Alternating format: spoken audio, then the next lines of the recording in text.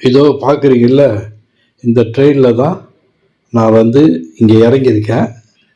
இது எந்த ஊருனாக்கா ஒரு அருமையான வில்லேஜ். நான் நிற்கிற இந்த இடம் கர்நாடகா கோலார மாவட்டத்தில் இருக்கு. அதோட தலைமையகம் இந்த ஊரில் தான் இருக்கு. இந்த இடத்த சுற்றி சேலம் மாவட்டம் இருக்கு, பெங்களூர் மாவட்டம் இருக்கு. இந்த இடம் 645 சதுர கிலோமீட்டர்ல அமைஞ்சிருக்கு.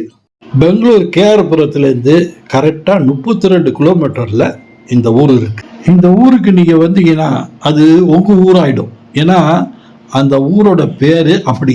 பெங்களூர்லேருந்து சென்னைக்கு போற ரூட்ல இந்த ஊர் இருக்கு.